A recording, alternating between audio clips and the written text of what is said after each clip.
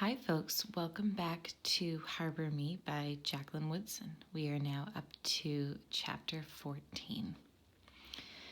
For the 2 weeks after Halloween, we snuck our candy into the art room, trading and sharing it until our stomachs twisted up from too much chocolate and our tongues burned from Sour Patch Kids and Jolly Ranchers. The half moons beneath Esteban's eyes grew darker, and some days his uniform looked like he'd slept in it. He had left the circle completely, sitting on the windowsill and staring out into the schoolyard. One Friday, just as we entered the art room without saying a word, Ashton and Amari started moving our desks. They arranged them around Esteban at the window. None of us said anything, but Esteban looked up, and then he smiled.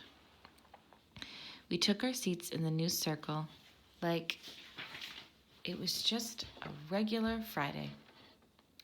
But the circle was a little smaller now, our chairs closer together. We were closer together. Amari pulled out his sketchbook and started drawing. Then, just as quickly, he snapped it shut. Hey, Red, can I talk into your recorder? I got something I want to say.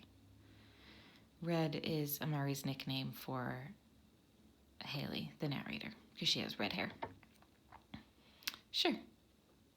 I nearly spilled out my whole knapsack, rushing to get the recorder for Amari.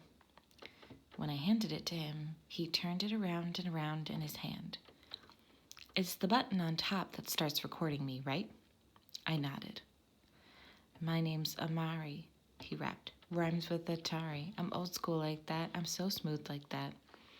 Oh, man, Holly said. You're not going to spit wheat graps into history, are you? Amari looked like he was ready to say something back at her. Then he sat up, his lips pressing together. Wait a minute, he said slowly. 20 years. We all meet back in this room, and you can play this for us. My voice is already changing, so let me catch it like it is, he smiled. Your voice is so not changing, Holly said. Keep dreaming. Amari rolled his eyes at her. Jealous. That's all you are. Nope. Believe it or not, I don't want my voice to change. Sweet and fine the way it is. The other guy smiled, but Amari just looked at Holly, and she stared right back. Why don't you two get married and get it over with? Ashton said. Both Amari and Holly made gagging sounds, but my stomach double flipped and landed hard. No, they hated each other. No, Ashton was wrong. But then I saw the edges of Holly's lips turn up. Whatever, Amari said, turning back to me. If it was cool with Esteban, I'm good. Just don't play it for nobody but us. 20 years from now, we all meet right back here in this room. The 6 of us. That would be cool, Tiago said. Yeah, Esteban agreed. That would be nice. We'd be old, though. They would not be old. They'd be like 30 to 31. Red's going to be the first one I recognize, Amari said. I smiled. 20 years seemed like 100 years. I couldn't even imagine a room without the 6 of us in it. One day we wouldn't be in Miss Laverne's class, but Amari would recognize me. Esteban had stopped smiling. So had the others. It's strange to imagine us not together anymore, Ashton said. I know it hasn't been that long, but... Yeah, but still, Amari said. So let's make a promise. Holly slapped both hands down on the arm of the desk. 20 years from now, no matter where we're living, no matter what, we'll meet back here in the art room. Kick any little kids in the air out, Ashton said, because we were here first.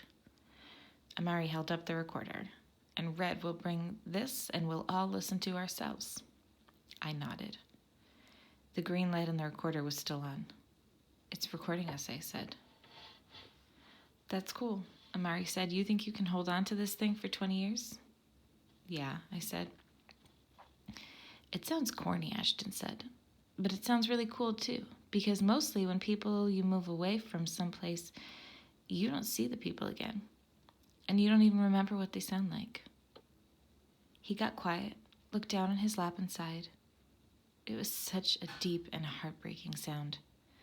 A sound I knew wouldn't sound any less sad over the years.